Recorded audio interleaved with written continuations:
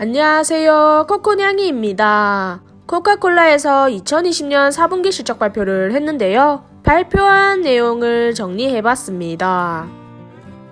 2020년 4분기 매출은 86억 1,100만 달러로 전년 동기 대비 마이너스 5% 감소, 영업이익은 23억 3,800만 달러로 전년 동기 대비 8% 증가, 순이익은 14억 7,400만 달러로 전년 동기 대비 마이너스 29% 감소, 주당 순이익은 0.34달러로 전년 동기 대비 마이너스 29% 감소했습니다. 영업현금은 98억 달러로 코로나 바이러스 및 환율 역풍으로 인해 6% 감소했다고 하며 잉여현금 흐름은 87억 달러로 전년 대비 자본 지출 감소로 인해 3% 증가했다고 합니다. 전년 동기 대비 나라별 순 매출을 보면 유럽, 중동 및 아프리카는 7% 감소, 라틴 아메리카는 14% 감소, 북아메리카는 1% 감소, 아시아 태평양은 5% 감소했다고 합니다.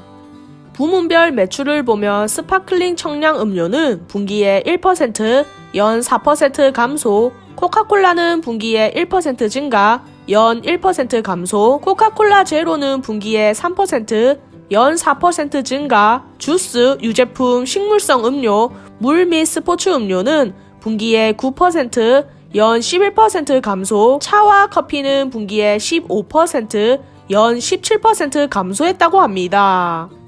회계연도 2020년 총 매출은 330억 1,400만 달러로 전년 대비 마이너스 11% 감소, 영업이익은 89억 9,700만 달러로 전년 대비 마이너스 11% 감소, 순이익은 77억 6,800만 달러로 전년 대비 마이너스 14% 감소, 주당 순이익은 1.80달러로 전년 대비 마이너스 14% 감소했습니다.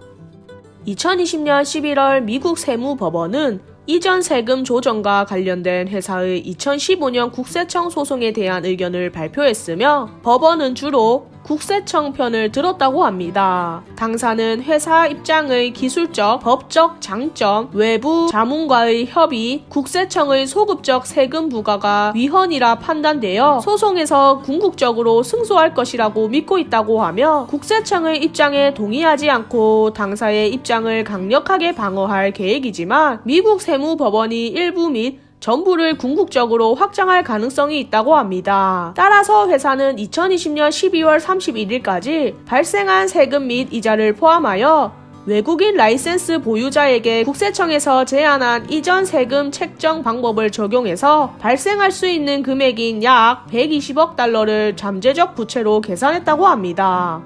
당사는 장기적으로 지속 가능한 목표에 초점을 맞추고 있으며 광범위한 이해 관계자들을 위해 가치를 창출하고 있다고 합니다. 당사는 회계연도 2021년에 최소 100억 달러의 영업현금 흐름 및 약 15억 달러의 자본 지출을 통해 최소 85억 달러의 영업현금 흐름을 제공할 것으로 예상한다고 하며 여기에는 국세청과의 진행 중인 세금 소송과 관련된 잠재적 지불이 포함되어 있지 않다고 합니다. 코카콜라 CEO인 제임스 퀸시는 2020년에 코카콜라 직원들과 병입 시스템을 통해 글로벌 위기 속에서 배우고 적응하기 위해 끊임없이 노력했다고 하며 회사의 혁신을 가속화하기 위해 취한 조치를 포함하여 2020년에 이룬 성과는 다가오는 한 해의 성장에 대해 확신을 제공했다고 말했습니다. 단기적인 불확실성은 여전히 남아있지만 우리의 목적과 음료에 힘입어 위기에서 더 강하게 부상할 수 있는 좋은 위치에 있다고 말했습니다.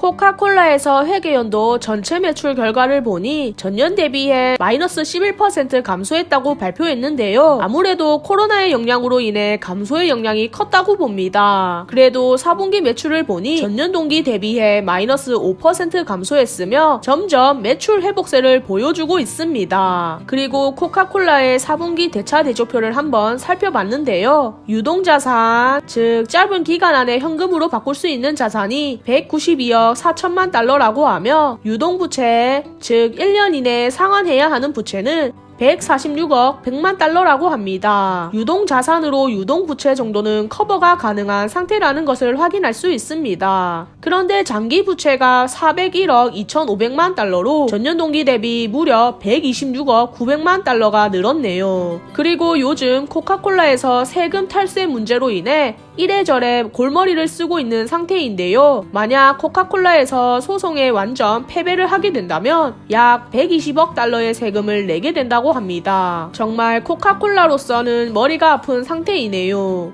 그래서 그런가 코카콜라의 주가는 탈세 이슈 전까지만 하더라도 50달러를 넘어 조금씩 올라갔었는데 탈세 이슈가 터진 후 주가가 한번 폭락 이후 40달러 후반대에 머무르고 있습니다. 개인적으로는 코카콜라가 없어지지는 않을 음료라 생각하기 때문에 지금 처한 상황이 잘 마무리되길 응원하며 존버할 예정입니다.